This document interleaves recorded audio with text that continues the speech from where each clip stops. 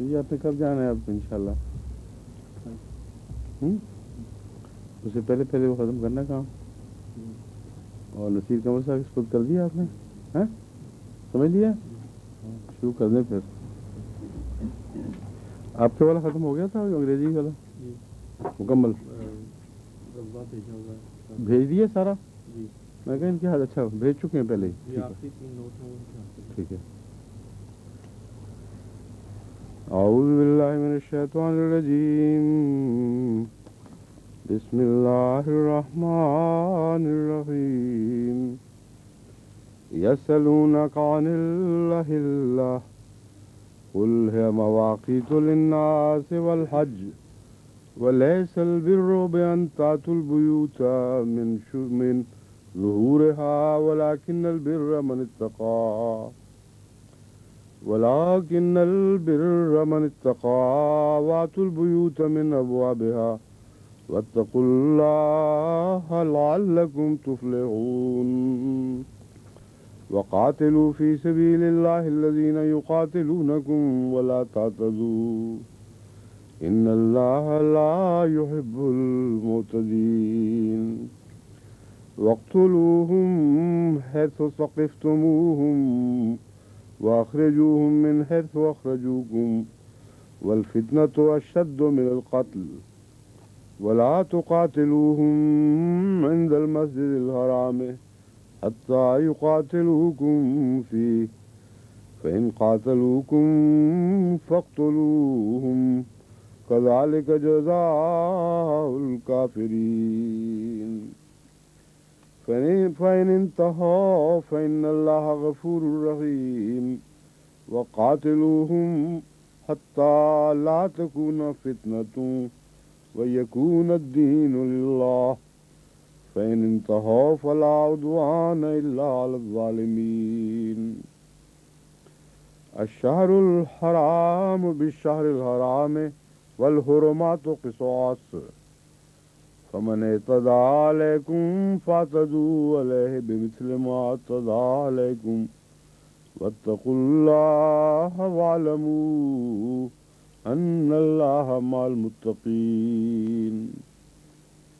وأنفقوا في سبيل الله ولا تلقوا بأيديكم إلى التهلكة وأحسنوا إن الله يحب المحسنين. وأتموا الحج والعمرة لله فإن أحصرتم فما استيسر من الهدي ولا تحلقوا رؤوسكم حتى يبلغ الهدي محله فمن كان منكم مريض أو به أذى من رأسه ففدية من صيام أو صدقة أو نسك فإذا أمنتم فمن تمتع بالعمرة إلى الحج فما استيسر من الهدي فمن لم يجد فصيام 3 أيام في الحج وسبت إذا رجعتم تلك 10 كاملة ذلك لمن لم يكن أهله حاضر المسجد الحرام واتقوا الله واعلموا أن الله شديد العقاب.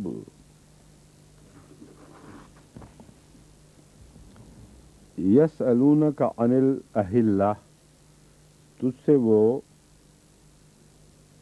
ہلالوں کے متعلق سوال کرتے ہیں. لفظ اصل میں ہلالوں جمع استعمال نہیں ہوتا اردو میں، لیکن میں بتانا چاہتا ہوں کہ اہلہ جمع ہے ہلال کی، یعنی اس چاند کی جو پہلی 3 راتوں کا چاند ہوتا ہے اس کو ہلال کہتے ہیں. تو پہلی 3 راتوں کے چاندوں کے متعلق سوال کرتے ہیں. قل ہے مواقیت للناس، اصل میں یہاں ہلال کی جمع تو ہے لیکن اور ترجمہ اس کا 3 راتوں والا ہی ہے، مگر یہاں مراد اس کی پہلی رات سے کے طلوع سے مراد ہے. یہ مراد نہیں ہے کہ پہلے 3 دن کے چاند سے اوقات کی تعین ہوتی ہے. مراد یہ ہے کہ پہلے 3 دنوں والا چاند جو ہلال کہلاتا ہے جب وہ طلوع کرتا ہے تو اس سے اوقات کی تعین ہوتی ہے. تو ترجمے سے یہ جو شبہ پڑتا ہے کہ پہلی 3 دن راتوں والے چاند کے متعلق سوال کرتے ہیں، تو یہ مراد نہیں ہے۔ وہ سوال کرتے تھے کہ 3 راتوں میں کیا کیا مقاصد ہیں، ہلال کے ساتھ عبادتوں کا کیا تعلق ہے، یہ سوال ہے جس کا جواب دیا جا رہا ہے۔ یسألونک عن الأہلہ قل ہی مواقیت للناس، تو کہہ دے کہ یہ لوگوں کے لیے وقت طے کرنے کا ذریعہ ہیں، والحج، اور حج کے دنوں کی تعیین یعنی ان کے آغاز کا ایک ذریعہ بن جاتے ہیں، اس کے آغاز کی تعیین کا ذریعہ بن جاتے ہیں۔ یہاں ایک بات خاص طور پر قابل ذکر ہے کہ یسألونک عن القمر نہیں فرمایا۔ واضح بات ہے کہ جو پہلی رات کا چاند ہے، جب وہ منطوق ہو، اس کی گفتگو کرنی ہو تو عرب ہلال ہی کی بات کرتے تھے اور اہلہ ہی کہتے تھے، اور یہی قرآن کریم کے طرز بیان ہے۔ اس لیے ینکسف القمر میں جو قمر فرمایا گیا ہے اس حدیث میں، اسے ہلال مراد نہیں ہو سکتی۔ اگر ہلال مراد ہوتی تو قرآن کے طرز بیان کے مطابق جو افصح طرز بیان ہے، رسول اکرم صلی اللہ علیہ وآلہ وسلم بھی اہلہ کی بات کرتے، نہ کہ چاندوں کی۔ بس قمر کی بات کرنا اور ہلال کی نہ کرنا ثابت کرتا ہے کہ اس حدیث میں بھی مراد پہلی رات کا چاند نہیں بلکہ بعد کی تاریخوں کا چاند ہے۔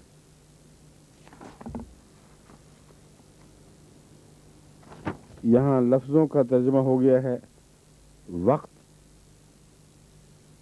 مواقیت میں نے مقررہ اوقات،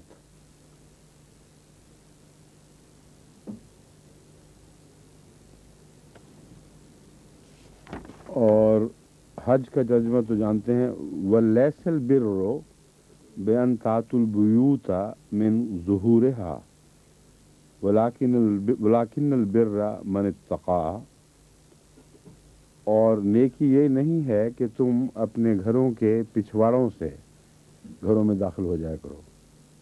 ظہور سے مراد ہے پچھواڑا، پیٹھ کی طرف سے۔ وَلَكِنَّ الْبِرَّ، لیکن نیکی یہ ہے من اتقیٰ، کہ جو تقوی اختیار کرے اسی کا طرز عمل نیکی ہے۔ وہ خود نیکی نہیں ہوتا جو تقوی اختیار کرتا ہے۔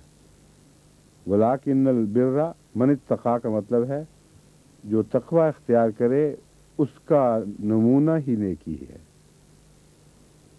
وَأْتُوا الْبُيُوتَ مِنْ أَبْوَابِهَا، اور گھروں میں آیا کرو ان کے دروازوں سے۔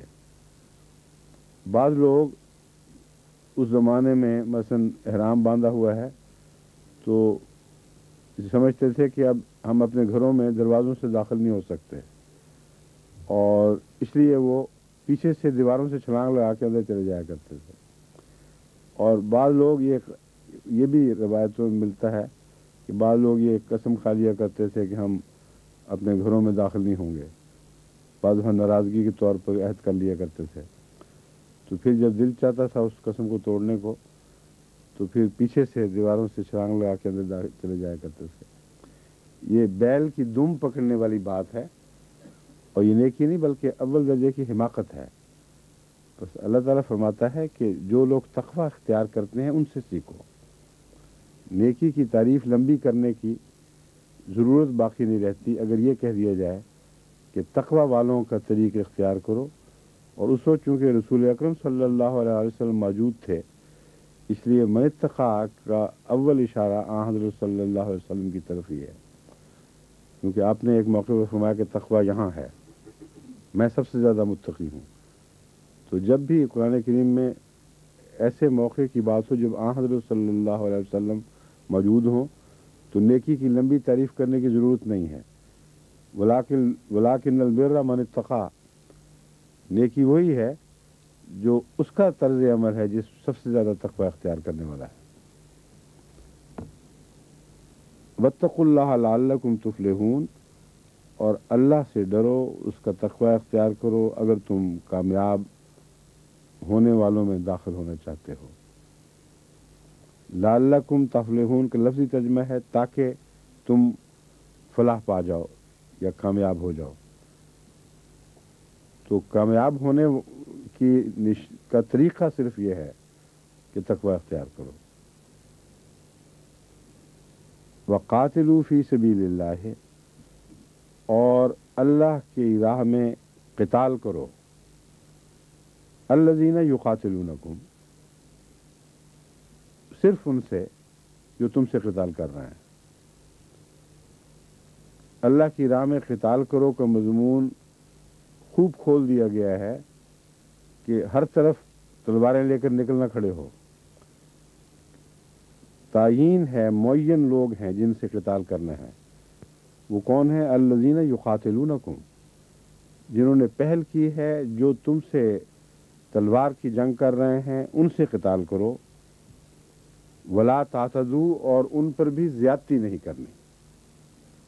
जिस हद तक वो तुम पर ज़्यादती करते हैं उस हद तक जवाब दो। बस इसमें क़िताल की पहल की मनाही भी दाखिल हो गई, और तर्ज़ क़िताल में कोई ऐसी तर्ज इख्तियार नहीं करनी जो दुश्मन के जुल्म से बढ़कर हो। वो तय करेगा कि किस हद तक तुमने उसको दुख पहुंचाना है, और जब वो पहल करता है तो तुम्हारे लिए इजाज़त का रास्ता खुल जाता है।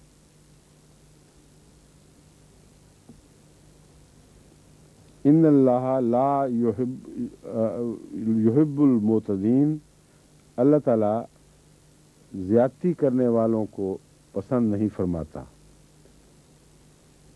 मुझसे मोहब्बत नहीं करता। ये लफ्ज़ी तर्जुमा है, मोहब्बत नहीं करता।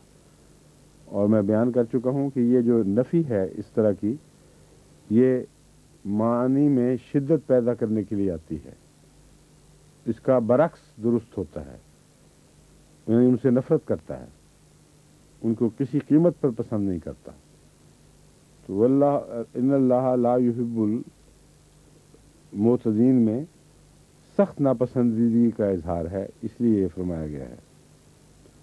वक़्तुलूहुम हैथु सक़िफ़्तुमूहुम, जहाँ कहीं भी तुम उन्हें पाओ तुम उन्हें कत्ल कर सकते हो। अब इससे हुम से मुराद कौन है? वही जो युक़ातिलून है, जो क़िताल शुरू कर चुके हैं। हर किसी को जहाँ पकड़ो कत्ल करने का हुक्म नहीं है, बल्कि ज़्यादती का हुक्म, ना करने का हुक्म हर गलत तर्जमे की राह में माने हो जाता है। बस अगर कोई क़िताल नहीं कर रहा उसको पकड़ के कत्ल करोगे तो इत्तदा के दायरे में दाखिल हो जाओगे। वाख़रिजूहुम मिन हैथु अख़रजूकुम, तुम्हें हक़ है उनको वहाँ से निकालने का जहाँ से वो तुम्हें निकाल बैठे हैं। बस जितना कोई करता है उतना ही उसको जवाब दो।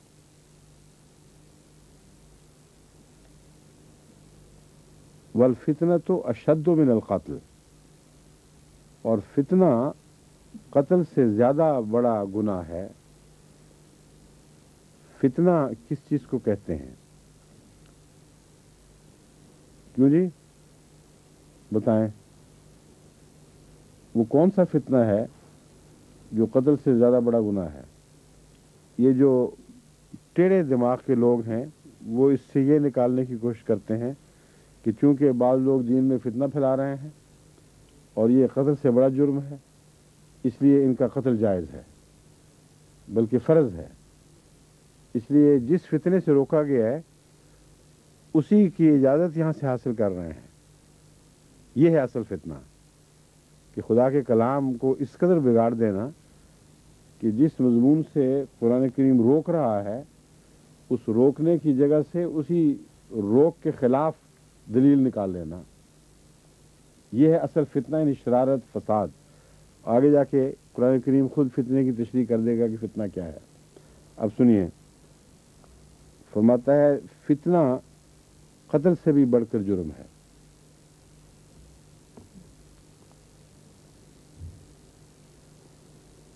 कहाँ गया? हाँ, वला तुक़ातिलूहुम, इस बात को ज़हन में रखें, आगे फिर फितने की तशरीह हो जाएगी। वला तुक़ातिलूहुम इंदल मस्जिदिल हराम, मस्जिद हराम के पास या उसमें उनसे क़िताल नहीं करना। इंदा के माने बीच में भी हो सकता है और करीब भी, लेकिन करीब का माना मैंने इसलिए किया है कि एहतराम का तकाजा ये है, उसकी हुर्मत का तकाजा ये है कि उसके माहौल को भी जिदाल से और फिस्क व फजूर से हर तरह से पाक रखा जाए। तो मस्जिद हराम के नज़दीक भी उनसे क़िताल ना करो, यानी क़िताल वो शुरू कर चुके हैं, और अगर वो पनाह मांगते हैं मस्जिद हराम के कुर्ब व जवार में, तो तुम्हें इस वजह से हक नहीं है कि वो पहले क़िताल कर चुके हैं, इसलिए जवाबन हमें इजाज़त है हम उनको यहाँ भी कत्ल कर दें। खुदा फरमाता है यहाँ इजाज़त नहीं है, एक शर्त है, मगर वो क्या है? हत्ता युकातिलूकुम फी है, यहाँ तक कि वो तुमसे उस जगह फिर क़िताल करें। तो जो अमूमी क़िताल है वो इस बात का तुम्हें मजाज नहीं करता कि बैतुल हराम के गिर्द उस क़िताल को जारी रखो। क़िताल की तो इजाज़त है, मगर एक जगह जाकर रुक जाना है। अगर वहाँ वो शुरू करें तो असर नौ फिर उस जुल्म का बदला उस जुल्म से दिया जा सकता है।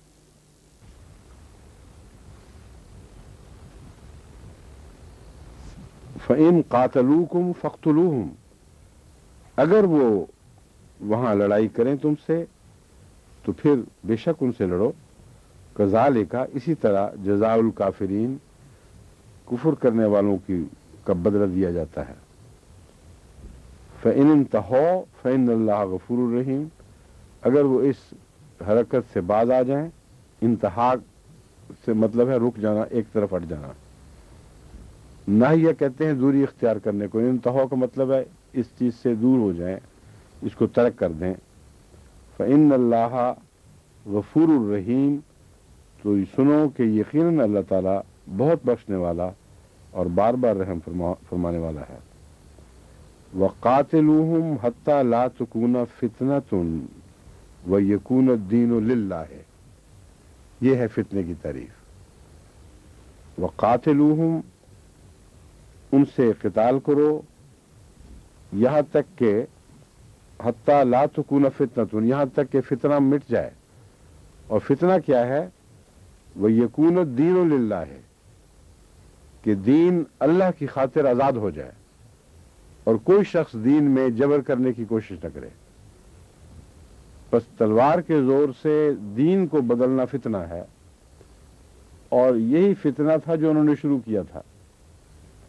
तो फरमाया क़िताल तो क़िताल, असल जो इसके पीछे मकरू उनकी नीयत थी कि तलवार के जोर से वो तुम्हारा दीन बदल दें, ये बड़ी बात है, सबसे बड़ी खबीस चीज़ ये है। ये अगर है तो फिर क़िताल की इजाज़त है। अगर कोई शख्स तलवार के जोर से किसी का दीन बदलना जायज़ समझता है तो ये बहुत बड़ा फितना है। जब वो इस बात से बाज आ जाएं और अपना ये मौक़िफ़ तब्दील कर लें कि हमें बज़ोर शमशीर किसी का दीन बदलने की इजाज़त है, और ये मान जाएं कि दीन अल्लाह का काम है, बंदे को इसमें दखल देने का कोई हक नहीं, तो ये वो फितना है जिसके मिट जाने पर फिर क़िताल की कोई इजाज़त नहीं है।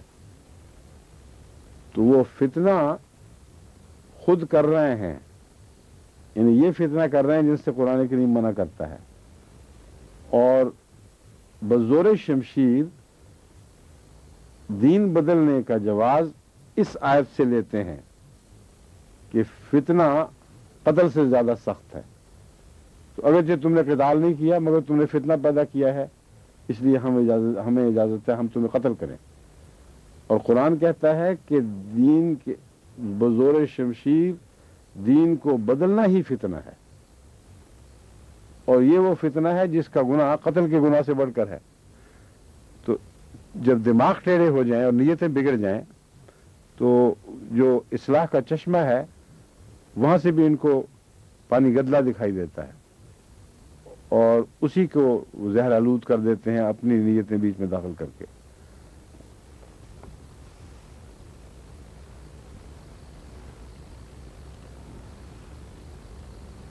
फ़इन तहो फला उद्वान इल्ला अल ज़ालिमीन, बस अगर वो इससे बाज आ जाएं انتہا یعنی ہٹ جائیں، اس بات سے پرے ہٹ جائیں. فلا عدوان الا علی الظالمین، تو ظالموں کے سوا کسی پر گرفت نہیں کرنی. یہاں عدوان سے مراد زیادتی نہیں ہے، بلکہ زیادتی کا جواب اس کو پکڑ، اس کا مواخذہ. تو کوئی عدوان نہیں ہے مگر ظالموں پر. الشہر الحرام بالشہر الحرام ہے. اگر شہر حرام کی بے عزتی کرتے ہیں، وہ بے حرمتی کرتے ہیں، تو شہر حرام میں تمہیں ان کو جواب دینے کی اجازت ہے.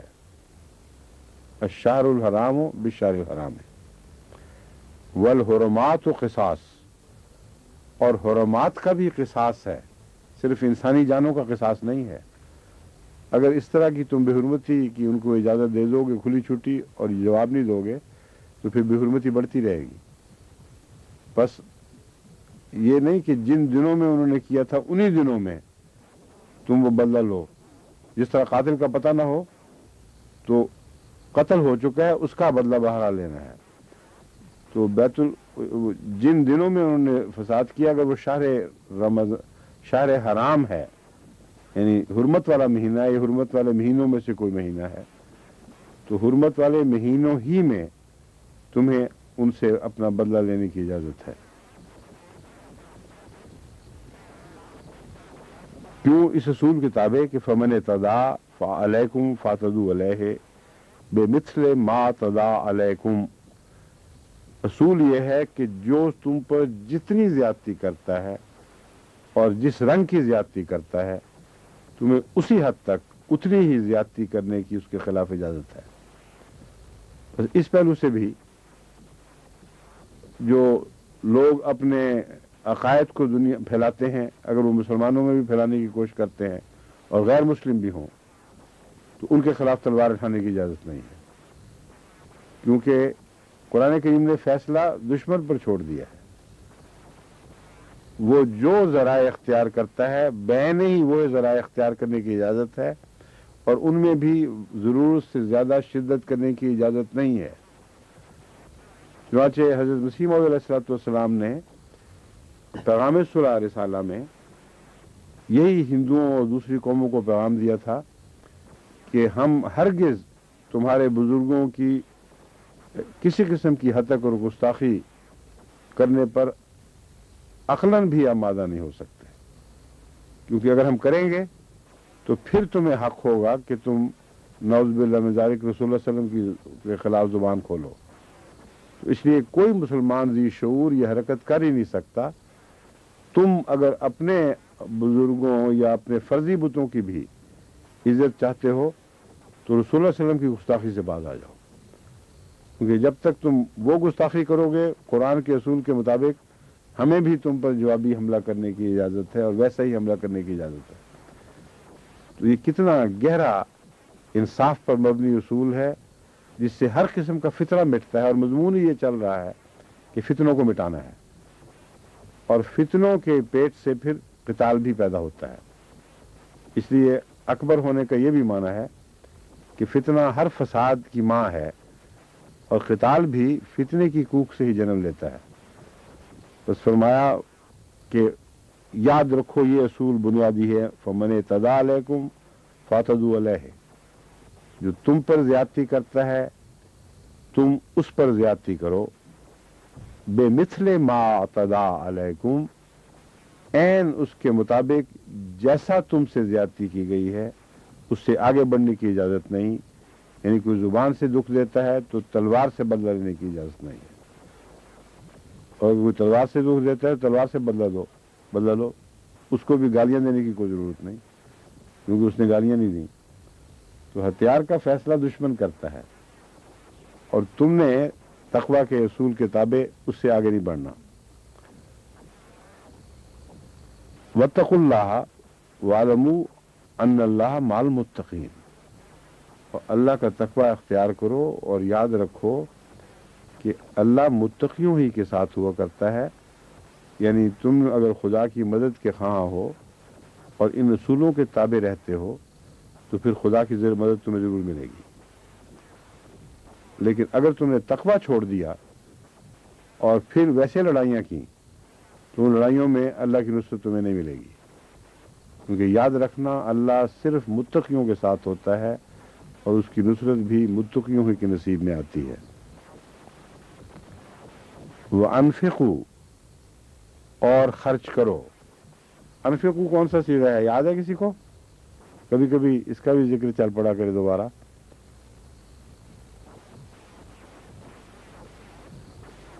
کیوں جی؟ علماء کو چھوڑ کر جو نئے علماء بن رہے ہیں ان میں سے میں پوچھ رہا ہوں۔ چودھری آفتاب صاحب کے ہونٹ ہلنے لگ گیا آہستہ آہستہ، معلوم ہوتا ہے کچھ بات آ رہی ہے۔ یہ ٹھیک ہے۔ اور صیغہ میں 6 باتیں میں نے آپ کو بتائی تھیں، 6 باتیں بتانی ہیں۔ اس کا زمانہ کون سا ہے؟ اس میں ماضی، حال کے مستقبل۔ انفقو مطلب کیا ہے؟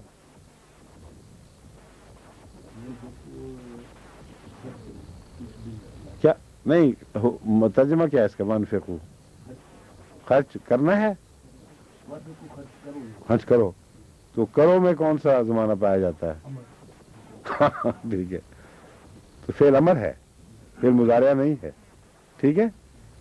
فعل ہو گیا، دو باتیں بتا دی آپ نے ایک کی بجائے، ایک فعل، دوسرا امر اور تیسرا جمع، وہ پہلے بتا چکے ہیں۔ 3 باتیں رہ گئی ہیں۔ ثلاثی مجرد ہے یہ، نفاق، انفق ینفقو، ثلاثی مجرد ہی ہے، ایک باب افعال ہے، مزید فی نہیں ہے۔ باب میں مزید نہیں ہوتا، ہو جاتا ہے باب مزید فی، انفاق باب افعال مزید فی میں آئے گا۔ ہاں افتعال جیسے نہیں، اس میں تو آ جاتا ہے، تے داخل ہو جاتی ہے، مثلا یہ ایک حرف کی تکرار ہو جاتی ہے، مگر میرا خیال ہے انفاق بھی، ہاں افعال بھی الف زیادہ ہونے کی وجہ سے ثلاثی مزید فی ہو گیا، ٹھیک ہے؟ ہاں مجھے جو اشتباہ ہوا تھا وہ اس وجہ سے ہوا تھا کہ اگر ثلاثی ہو، مجرد ہو، تو امر کے لیے جب اس میں الف کا اضافہ کیا جاتا ہے تو ثلاثی مجرد ہی رہتا ہے، سمجھے ہیں؟ طلبہ یطلبو، اتلبو جب کہتے ہیں تو پہلے حمزے کی وجہ سے یہ مزید فی نہیں کہلائے گا، لیکن اگر باب بدل جائے تو پھر ٹھیک ہے آپ کی بات، پھر یہ مزید فی ہوگا۔ مزید فی کا مطلب پتہ کیا ہے؟ دوبارہ تھوڑا سا یاد کرا دیتا ہوں۔ عربی میں اکثر الفاظ 3 حرفی ہیں، 3 حرفوں سے بنتے ہیں۔ قتل میں کتنے حرف ہیں؟ ہاں، کرم اور فعل، ضرب، اکثر حرف جو قرآن کریم میں آپ کو دکھائی دیں گے الفاظ، وہ 3 حرفی ہیں، لیکن 3 حرفیوں میں کچھ اضافے ہوئے ہیں۔ وہ اضافے اب واو کی وجہ سے ہیں، یا بعض دفعہ ایک فعل کو جو مضارعہ تھا اس کو امر بنایا ہے تو ایک آدھ لفظ اس میں زائد دکھائی دیتا ہے۔ تو جب ہم پوچھتے ہیں نا صیغہ تو کہتے ہیں یہ کیا ہے، تو یہ بھی بتایا جاتا ہے کہ وہ 3 حرفی ہے یا 4 حرفی ہے۔ 3 حرفی اور 4 حرفی اور 5 حرفی یہ الفاظ عربی میں ملتے ہیں، لیکن 4 حرفی اور 3 حرفی کی پہچان یہ ہے کہ اصل حروف میں 3 حرفی، ثلاثی جس کو کہتے ہیں، 3 حرف ہوں گے، اور 4 حرفی میں 4 ہوں گے جو گرتے نہیں ہیں، سوائے اس کے کہ وہ علت کے حروف ہوں، وہ ہر حال میں قائم رہتے ہیں۔ تو یہ 3 حرفی اور 4 حرفی اور 5 حرفی کی پہچان کا ذریعہ بن جاتی ہے۔ قتلہ میں قاف تے لام لازماً رہیں گے، یہ گر ہی نہیں سکتے کسی قیمت پر، لیکن وقع میں یہ چونکہ ہے آخر پہ، اس لیے وہ یہ گر جاتی ہے کیونکہ وہ حرف علت وائے، واو الف یہ حرف علت ہیں۔ تو 3 حرفی وہ الفاظ ہیں جن کے اندر بنیادی طور پر 3 حروف کا مادہ پایا جاتا ہے اور وہ کسی حالت میں بھی گرتے نہیں ہیں، سوائے اس کے کہ عارضی طور پر کوئی حرف علت بیچ میں سے گر جائے۔ سمجھ گئے؟ اب آگے ہے وہ ان میں اضافہ ہو سکتا ہے لیکن عارضی اضافہ جو وقتی معنی پیدا کرنے کی خاطر کیا جاتا ہے، اس عارضی اضافے کا طریق ہے ایک باب سے دوسرے باب میں تبدیل کر دینا۔ تو جتنے ابواب ہیں وہ ثلاثی کو ثلاثی مزید فی بنا دیں گے۔ مزید فی کا مطلب اس میں اضافہ ہو گیا، زائد کر دیا گیا۔ تو باب افعال یہ جس کی یہ ابھی ترکیب ہوئی ہے، اور باب تفعیل ہے وہ کرما یکرم تکریماً، قتل یقتل تقتیلا، اس طرح جو لفظ آتے ہیں اس کو باب تفعیل کہتے ہیں۔ اس میں اس کا اپنا ایک حرف 2 دفعہ پڑھا جاتا ہے اس لیے اضافہ ہو گیا، اور باب افتعال میں تے بیچ میں فے کے بعد تے آ جاتی ہے۔ اس کی بہت سی مثالیں ابھی آپ کے سامنے گزریں گی، آئندہ بھی آئیں گی۔ تو اس وقت تفصیل سے یہ میں آپ کو نہیں پڑھانا چاہتا، میں صرف یہ بتا رہا ہوں کہ ثلاثی مزید فی میں وہ الفاظ ہیں جن کے اصلی حروف 3 ہوں اور زائد ہوں تو ابواب کی وجہ سے ہوں، اپنی ذات میں وہ حروف 3 ہی رہتے ہیں۔ تو یہ جو لفظ تھا جو میں نے پوچھا تھا انفقو، اس کا آپ نے بتا دیا مجھے کہ جمع ہے، فعل ہے، امر ہے، اور ثلاثی مزید فی ہے۔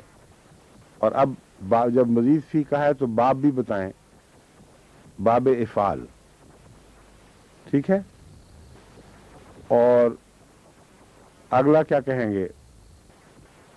واحد جمع تو ہو گیا، متکلم ہے یا خطاب مخاطب ہے؟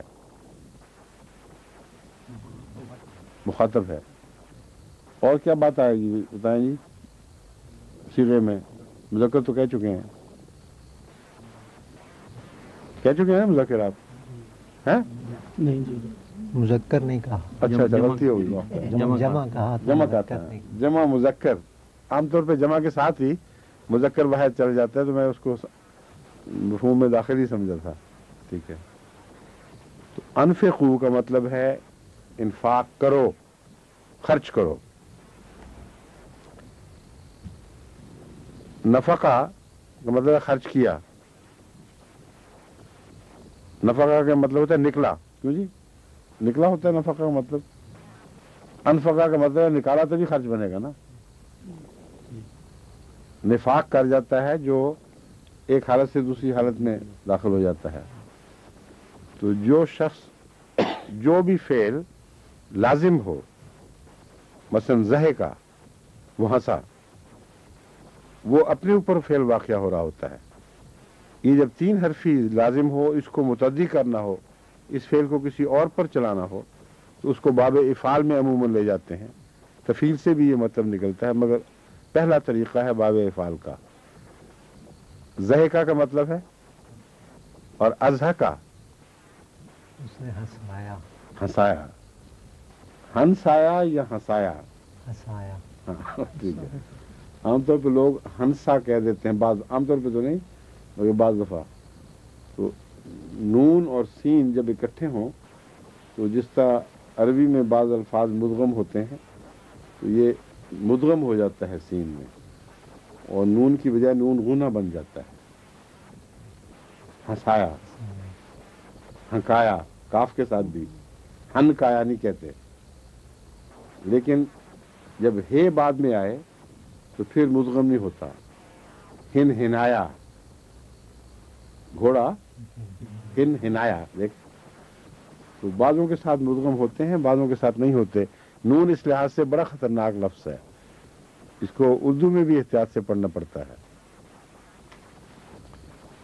وَأَنفِقُوا، اب دیکھیں فے آ رہی ہے، اس میں کوئی ادغام نہیں ہوا۔ انفقو، خرچ کرو، فی سبیل اللہ، اللہ کی راہ میں۔ سبیل کس کو کہتے ہیں؟ راستہ۔ سبیل اللہ دو مطلب خدا کے راستے میں دو۔ اور سبیل اور بھی کیا چیز ہوتی ہے؟ ہاں ہاں، یہ ایک اردو میں ایک مستعمل لفظ ہے۔ سبیل وہ جگہ جہاں پانی رکھا جاتا ہے اور رستے والوں کے لیے بنائی جاتی ہے، اس لیے اس میں بھی رستے کا معنی پایا جاتا ہے کہ فی سبیل اللہ، رستوں پر مفت پانی کا انتظام، اس کو سبیل کہتے ہیں۔ وَلَا تُلْقُوا بِأَيْدِيكُمْ إِلَى التَّهْلُكَةِ، اور نہ ڈالو، تلقوا بِأَيْدِيكُمْ، اپنے ہاتھوں کو خود ہلاکت میں، یعنی اپنے آپ کو ہلاک نہ کرو، یہ معنی ہے۔ خود اپنے ہاتھوں اپنے آپ کو ہلاک نہ کرو، اس محاورے کو عربی میں یوں کہیں گے، وَلَا تُلْقُوا بِأَيْدِيكُمْ إِلَى التَّهْلُكَةِ، اپنے ہاتھوں سے ہلاکت میں مبتلا نہ ہو، ہلاکت کی طرف نہ جاؤ۔ وَأَحْسِنُوا، اور احسان کا سلوک کرو، یا دوسرے معنوں میں اچھے طریق اختیار کرو۔ ان اللہ یحب المحسنین، اللہ تعالیٰ جو احسان کرنے والے ہیں ان سے محبت کرتا ہے۔ احسان کا لفظ بہت وسیع ہے، آپ کو پہلے بھی بیان کر چکا ہوں۔ ہر چیز کو زیادہ خوبصورت بنا دینا وہ احسان ہے۔ ان اللہ یحب المحسنین، یقیناً اللہ تعالی احسان کرنے والوں سے محبت کرتا ہے۔ وَأَتِمُّ الْحَجَّ وَالْعُمْرَةَ لِلَّهِ، اور حج اور عمرے کو اللہ کی خاطر مکمل کیا کرو۔ فَإِنْ أُحْصِرْتُمْ، بس اگر تمہیں روک دیا جائے، حصر کر دیا جائے تمہارے سامنے، فَمَا اسْتَيْسَرَ مِنَ الْهَدْيِ، تو جو کچھ قربانی سے میسر آئے وہیں قربانی کر دیا کرو۔ حج کی نیت سے جا رہے ہو اور کسی ظالم یا فسادی نے تمہاری راہ کاٹ لی ہے یا آگے بڑھنے کی اجازت نہیں ہے، تو پھر قربانی جو بھی تمہارے ساتھ تھی اس کو وہیں کر لیا کرو اور قبول کا معاملہ اللہ پر چھوڑ دو۔ پھر وَلَا تَحْلِقُوا رُؤُوسَكُمْ حَتَّى يَبْلُغَ الْهَدْيُ مَحِلَّهُ، یہ تو تھا بیچ میں جملہ معترضہ، لیکن ہے وَلَا تَحْلِقُوا رُؤُوسَكُمْ، یہ مضمون اب پہلے کا آگے سے چل رہا ہے۔ وَلَا تَحْلِقُوا، منڈاؤ نہیں، اس طرح سے منڈوانے کے لیے تحلقو کا لفظ، حلق کا لفظ آتا ہے، اس کو مونڈ دینا بالکل صاف۔ اپنے سر نہ منڈواؤ یہاں تک کہ قربانی اپنی قربان گاہ پر پہنچ جائے۔ جو حج کے طریق ہے، جس وقت پورا سفر مکمل کرنے کے بعد ایک موقع پر آ کے قربانی کی جاتی ہے، جہاں وہاں جب تک نہ پہنچو، نارمل طریق یہی ہے کہ اس وقت تک قربانی نہیں کرنی، لیکن اگر تم روک دیے جاتے ہو تو وہ استثنائی بات ہے، اس لیے اس کو پہلے بیان کر کے پھر آگے عام دستور بیان فرما دیا گیا۔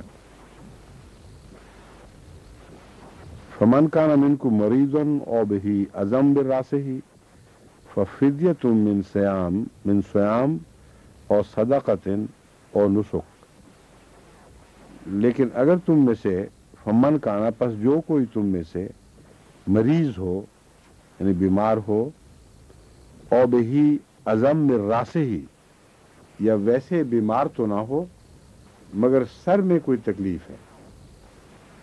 اب اس آیت نے ہمیں مریض کا مفہوم واضح طور پر سمجھا دیا ہے۔ بعض دفعہ کسی کی انگلی میں تکلیف ہوتی ہے، کسی تھوڑے عضو میں یا خارش ہوتی ہے، تو یہ روزے نہیں چھوڑ سکتا کہ میں مریض ہوں۔ خدا تعالیٰ نے یہاں بات کھول دی ہے۔ مریض ہونا ایک بیماری کی کیفیت اور حالت کا نام ہے، وہ سارے جسم پر ہوتی ہے اور اندرونی طور پر۔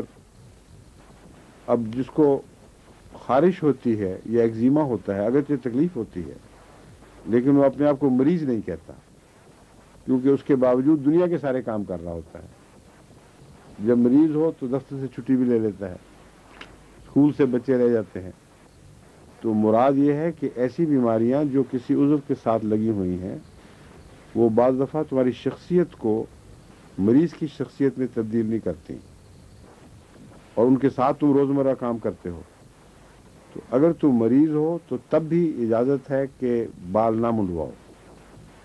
اگر سر کو کوئی تکلیف ہے کہ وہاں اس طرح نہیں لگ سکتا تو مریض نہ ہونے کے باوجود تمہیں اجازت ہے کہ بال نہ منڈواؤ. فدیتن، پس ایسی صورت میں کیا ہوگا؟ پھر فدیہ دینا ہے من صیامن، روزوں کے ذریعے کچھ روزے رکھ کر اپنی اس محرومی کا فدیہ دے دو، یا صدقتن، یا کسی غریب کو کچھ عنایت کر دو اور اس طرح تمہارا فدیہ ہو جائے گا. اور نسک یا قربانی کر دو کوئی اور، یعنی عام قربانی کے علاوہ ایک زائد قربانی پیش کر دو. فَإِذَا أَمِنْتُمْ، پس جب تم امن کی حالت میں ہو جاؤ، فَمَنْ تَمَتَّعَ بِالْعُمْرَةِ إِلَى الْحَجِّ فَمَا اسْتَيْسَرَ مِنَ الْهَدْيِ، پس جو کوئی بھی حج کے ساتھ عمرے کا تمتع کرنا چاہے، یہ ایک اصطلاح بن گئی ہے، معنی ہے فائدہ اٹھانا. تمتع کا مطلب ہے فائدہ اٹھانا. بس اگر کوئی ثواب کی خاطر یہ فائدہ اٹھانا چاہے کہ عمرے کے ساتھ حج کو ملا دے، اس کو حج تمتع کہتے ہیں، یعنی عمرہ اور حج مل جاتے ہیں. تو فرمایا اگر تم ایسا کرنا چاہو، فَمَا اسْتَيْسَرَ مِنَ الْهَدْيِ، تو پھر جو بھی قربانی میسر ہو ایسی صورت میں آسانی کے ساتھ وہ کر دیا کرو. یہاں یہ کیا وجہ ہے؟ کوئی یعنی بظاہر ایک تعجب کی بات ہے اس میں کہ اگر عام حج ہے تو پھر تو قربانی لگتا ہے کہ ساتھ ہی ہے اور آسانی سے تم کر رہے ہو، اور اگر بڑا حج ہے جو بہت زبردست ہے، عمرہ بھی شامل ہو گیا، اس کو تمتع کہا جا رہا ہے، تو اس میں پھر حج وہ قربانی جو آسانی سے میسر ہے وہ کرو. یہ کیا وجہ ہے؟ یہ فرق کیوں کیا گیا ہے؟ بظاہر تو لگتا ہے کہ حد تمتع کے لیے اور بھی زیادہ اہتمام سے قربانی پیش کرنی ضروری ہے، اور یہاں اس کو نسبتاً ہلکے طور پر ایک رخصت کے انداز کے طور پر بیان فرمایا گیا ہے. کیوں قمر صاحب بتائیں؟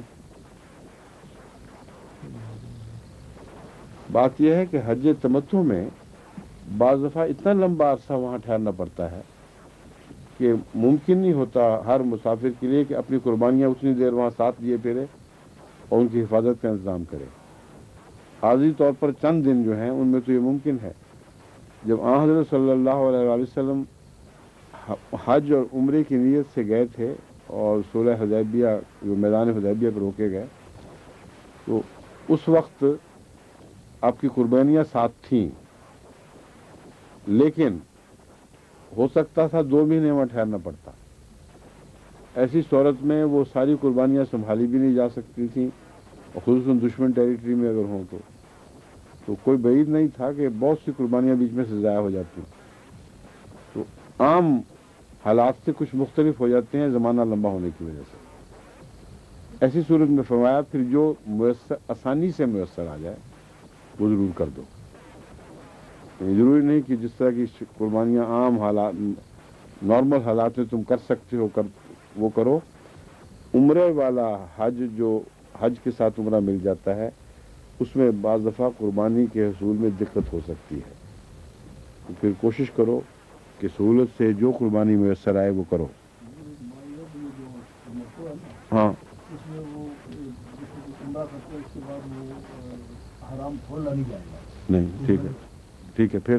اور وہ اس میں وہ ادھر زیادہ بزی ہو جاتا ہے عمرے کی وجہ سے، کیونکہ جب تک وہ حج نہ کرے وہ حرام کھول نہیں. بالکل ٹھیک ہے، تمتع کہتے ہیں اس کو ہیں جب مل جائیں دونوں. پھر اس لیے قربانی وغیرہ تھی وہ دیکھ بھال نہیں کر سکتے. وہی تو میں بھی کہہ رہا ہوں، وہی عرض کر رہا ہوں میں کہ وہ عمرہ جس کے ساتھ حج میں لایا جائے، بعض دفعہ اتنا پہلے شروع ہو جاتے ہیں وہ عمرے کہ اس لمبے عرصے تک قربانی کی دیکھ بھال کرنا ایک تکلیف مالا یطاق ہو سکتی ہے، اور حج کے چند دن کی نیت سے انسان جائے تو یہ مشکل کام نہیں ہے.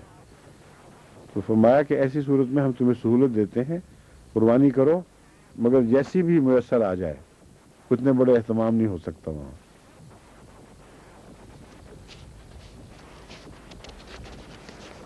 फ़ैज़ा अमिनतुम फ़मन तमत्ता बिल उम्रति इलल हज्ज फ़मस्तैसरा मिनल हदी फ़मन लम यजिद फ़सियामु सलासति अय्यामिन फ़िल हज्ज व सबतिन इज़ा रजअतुम। बस अगर कोई ना पाए कुर्बानी को, हो सकता है ना पाए, तो उसका हज बातिल नहीं होगा। उसका ये फिर हुक्म है फ़मन लम यजिद फ़सियामु सलासति अय्यामिन, फिर वो 3 दिन के रोजे रखेगा फिल हज्ज, हज के दौरान, व सबतिन इज़ा रजातुम, यानी तुम रखोगे। पहले मन में गायबाना जिक्र था, अब खिताब हो गया है तुम कह के। फमन लम यजिद फसियाम सलासत अय्याम फिल हज्ज व सबतिन इज़ा रजातुम। इस तरकीब को अच्छी तरह समझ लें। पहले गायबाना है जिक्र कि फिर जो कोई भी कुर्बानी करने से महरूम हो चुका हो उसके लिए हज के दौरान ही 3 रोजे रखना फर्ज है। और जब तुम लौट जाओ, अब मुखातिब हो गए वो सारे, जब तुम घरों को लौट आओ तो फिर 7 रोजे और भी रखने हैं। तिल का अशरतुन कामिला, ये 10 मुकम्मल हो गए, याद करवा दिए गए हैं। ये 10 के 10 याद रखना, पूरे 10 करने हैं। नहीं, घर में आकर अपने घरों में वापस लौट आओ, हालत हज से निकल आओ, हालत एहराम से निकल आओ। बस वो लोग जो वहीं कहीं रहते हैं वो जब एहराम से निकल आए तो रजातुन से मुराद वहीं करीब ही लौटना है। अगर कोई दूसरे वतनों से आया हुआ है तो उसके लिए अपने घरों को वापस जाना मुराद है। सफर में तो ऐसे रख ही नहीं सकता वो, जाहिर बात है कि वापस लौटेगा तो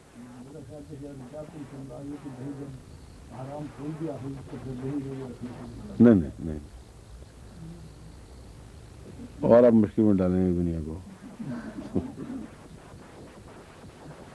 ज़ालिक लिमन लम यकुन अहलुहु हाज़िरिल मस्जिदिल हराम। ये हुक्म, अच्छा ये वज़ाहत आ गई है।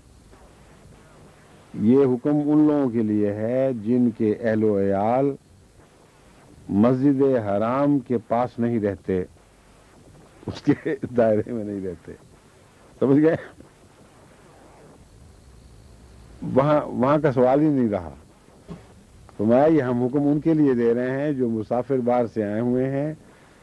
जब वो अपने घरों को वापस लौटेंगे, जिनको अहलो याल वहां नहीं है, उनका रजा हो ही नहीं सकता वहां। वो जब वापस जाएंगे, 7 कहां से माफ हुए? 7 का तो हुक्म मिल रहा है। 3 का हुक्म है कि सफर समझ के ये 3 भी बाद में नहीं रखने। ये 3 तो उसी वक्त इस्तिग़फ़ार की खातिर तुम्हें याद दिलाने के लिए कि तुमसे कोई कमी रह गई है, उसी वक्त रख लेने हैं। वापस जाके घर में फिर भी 7 रोजे रखने हैं। और उन लोगों का जिक्र हो रहा है जिनके घर वहां नहीं है, इसलिए अपने अपने घरों में जब लौटोगे तो फिर ये काम करना। समझ गए?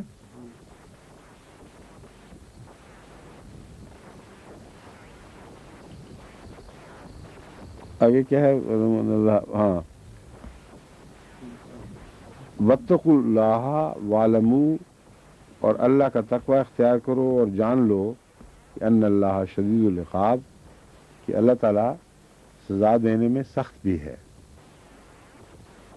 इस मामले में इतना ढीला ना समझना कि अब तक गफूर रहीम की बातें हो रही थी, तो ये समझो कि सज़ा देता ही नहीं, जब वो पकड़ने पे आए तो फिर बड़ी सख्ती से पकड़ता है।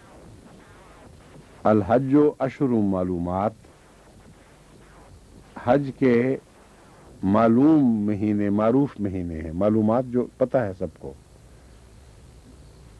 जिनका इल्म है।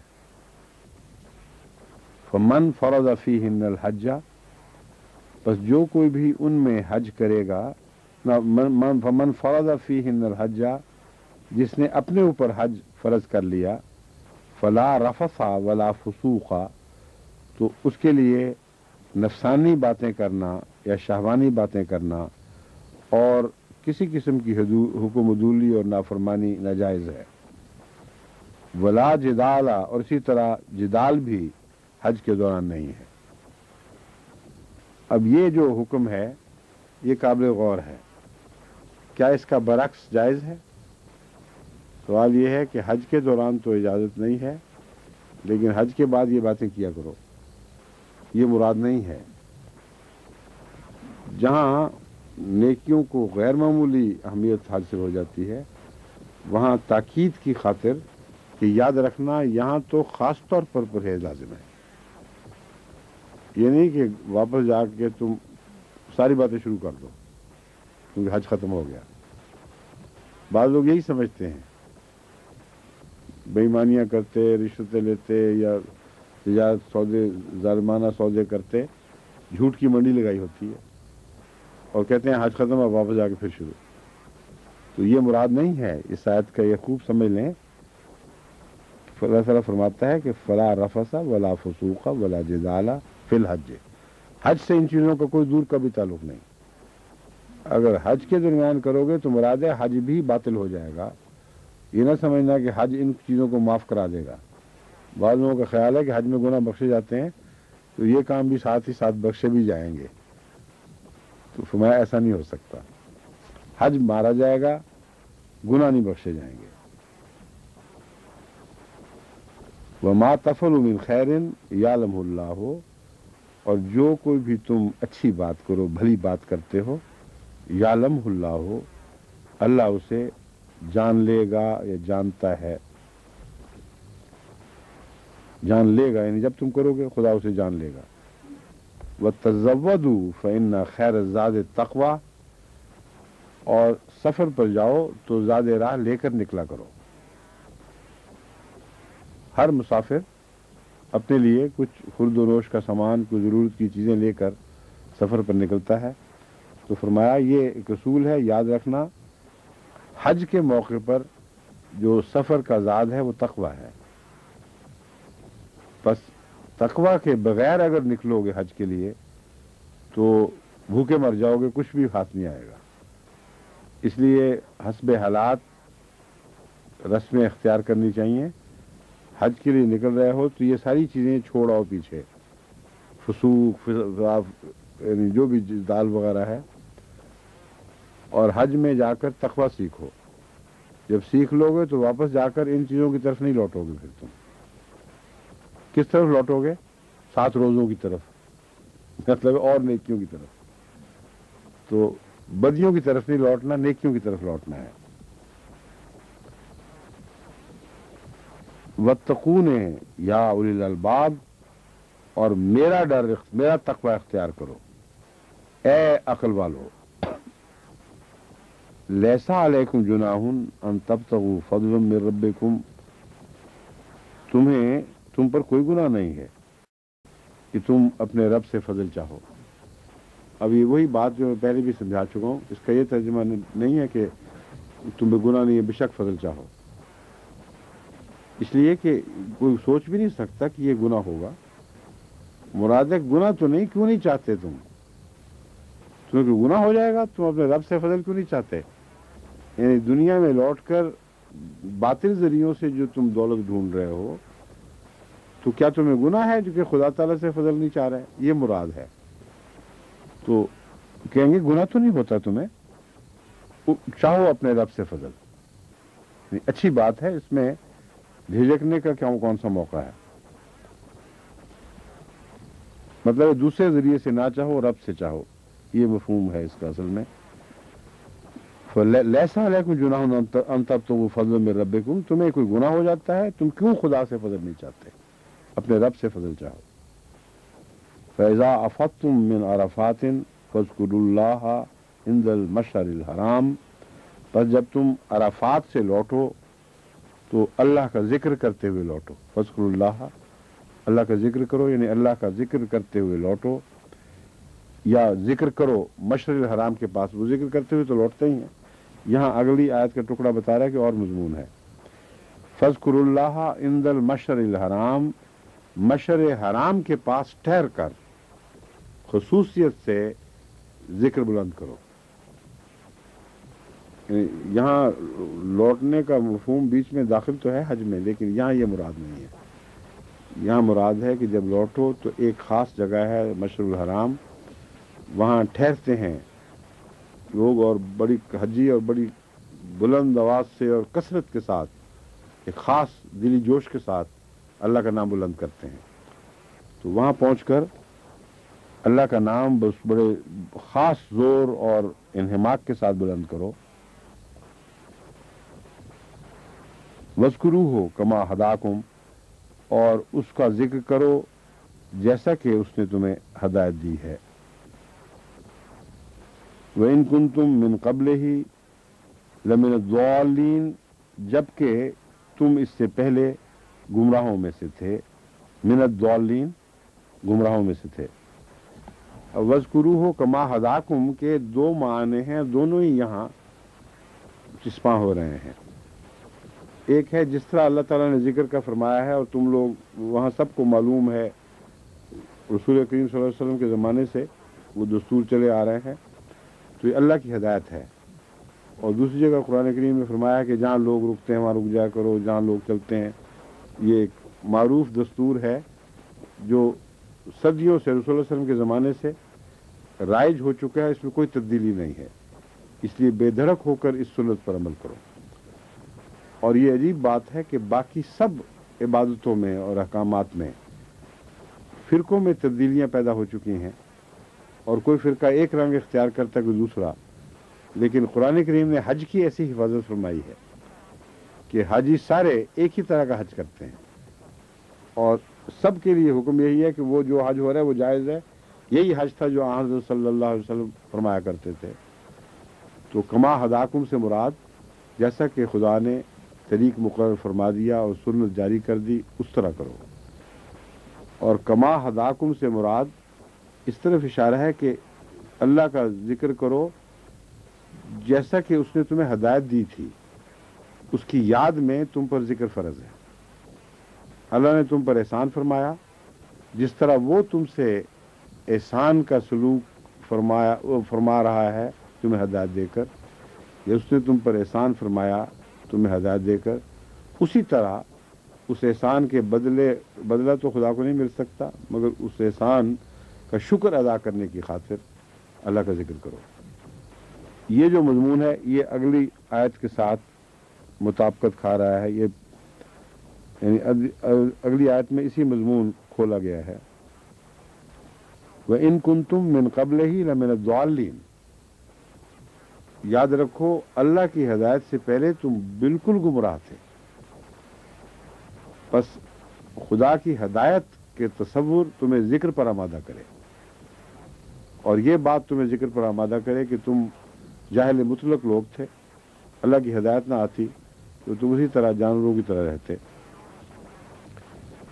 ثم افیضوا من حیث افاض الناس، اب وہی مضمون جو میں کہہ رہا تھا اب واضح طور پر بیان ہو گیا کہ وہ جو خدا کی ہدایت ہے حج ذکر کرنے کے طریق کے متعلق اس میں کسی شبے کی ضرورت نہیں. اللہ نے اس سنت کی حفاظت فرمائی ہوئی ہے. جس طرح لوگ کرتے ہیں اس طرح ہی کرو. یہ مسلسل اسی طرح چلا آ رہا ہے. ثم افیضوا من حیث افاض الناس، جہاں سے لوگ پہنچ کر لوٹ آتے ہیں تم بھی ساتھ لوٹ آیا کرو. واستغفر اللہ، اور اللہ تعالیٰ سے بخشش طلب کرو، بخشش مانگو. ان اللہ غفور الرحیم، یقین اللہ تعالیٰ بہت ہی بخشنے والا اور بار بار رحم فرمانے والا ہے. فَإِذَا قَضَيْتُم مَنَاسِكَكُمْ فَاذْكُرُوا اللَّهَ كَذِكْرِكُمْ آبَاءَكُمْ وَأَشَدَّ ذِكْرًا. فَإِذَا قَضَيْتُم مَنَاسِكَكُمْ، جب تم حج کے مناسک پورے کر لو، اپنے مناسک پورے کر لو، یعنی عبادت کے جو طریق مقرر ہیں جس طرح خدا نے سکھایا ہوا ہے، جب وہ تم ان طریقوں کے مطابق عبادت مکمل کر لو، فذکروا اللہ، تو پھر اللہ کا ذکر کرو. کذکرکم آباءکم واشد ذکرا، جس طرح تم اپنے آباء کا ذکر کرتے ہو، اور اشد ذکرا، یا اس سے بھی زیادہ ذکر. یہاں آباء کے ذکر کا کیا حوالہ ہے، کیوں ہے، کوئی بتا سکتا ہے؟ کفار تو آباء کا ذکر اور طرح کرتے ہیں. کئی لوگ بہت بڑے مارتے ہیں، تو یہاں نہیں، یہاں حضرت ابراہیم علیہ الصلوۃ والسلام کی طرف اشارہ ہے. معاشر الحرام میں پہنچ کر وہ بھی بہت ذکر کیا کرتے تھے. تو اللہ تعالیٰ فرماتا ہے تم اپنے آبا میں رسول اللہ صلی اللہ علیہ وسلم نے اپنے آبا میں حضرت ابراہیم کو شمار کیا ہے ہمیشہ. اور یہ ایک حدیث میں جو ایک زوجہ مبارکہ کے دوسرے سے اختلاف ہوا تھا، تم یہ کیوں نہیں کہا کہ میرا باپ ابراہیم؟ تو بد مخاطب ہی نہیں ہے، مخاطب ہی مسلمان ہیں. تو یہاں یہ مراد نہیں جس طرح عام لوگ پر کہ عرب جس طرح اپنے آبا کا ذکر کیا کرتے تھے اس طرح ذکر کرو، کیونکہ اس میں تو وہ بہت ہی گندی باتیں داخل کر لیتے تھے، شہوانی باتیں داخل کر لیتے تھے. آبا کے ذکر سے پہلے بعض لغویات کا داخل کرنا قصیدوں میں ان کا دستور تھا. اس لیے اس کو غلط طرف نہیں لے جانا چاہیے. مسلمان مومن حج کرنے والے مخاطب ہیں کہ ہم آبا کا ذکر کرتے ہیں اچھی باتوں کے حوالے سے. بعض لوگ آبا کا ذکر کرتے ہیں ان کی بدیوں، ان کے ظلم و ستم، ان کی صفاکیوں کے حوالے سے. تو فرمایا تم اپنے آبا کا ذکر جس طرح کرتے ہو، یعنی اپنے بزرگوں کا، ان کی نیکیوں کا، ان کے احسانات کا، ویسا ہی اللہ کا ذکر کرو، بلکہ اس سے بھی بڑھ کر. حضرت ابراہیم کی طرف اگر حوالہ ہو اور حضرت اسماعیل وغیرہ کی طرف، تو اس سے بڑھ کر کا مضمون پھر حضرت صلی اللہ علیہ وسلم کی ذات سے تعلق رکھے گا، کیونکہ ان سے بڑھ کر ذکر کرنے والا رسول اللہ صلی اللہ علیہ وسلم ہے. تو تم اپنے آبا کی طرح ذکر الہی کرو جس طرح وہ ذکر الہی کرتے تھے، اور تم ان کی باتیں کرتے ہو، ان کی یاد کو زندہ رکھے ہوئے. اور اشد و ذکر الہی میں ان سے آگے بڑھنے کی کوشش کرو. یہ نہ سمجھو کہ جو باپ دادا نے سنت ڈالی اس سے آگے بڑھ نہیں سکتے. تمہارے اندر وہ وجود موجود ہے جس نے ذکر الہی کی سنت میں اور آگے بڑھ کر پاک نمونے تمہیں دکھا دیے. تیرے بڑھنے سے قدم آگے بڑھایا ہم نے. یہ مضمون اس نصیحت میں داخل ہو جاتا ہے. اور وقت ختم ہو گیا، شاید ہو گیا. اچھا، باقی پھر انشاءاللہ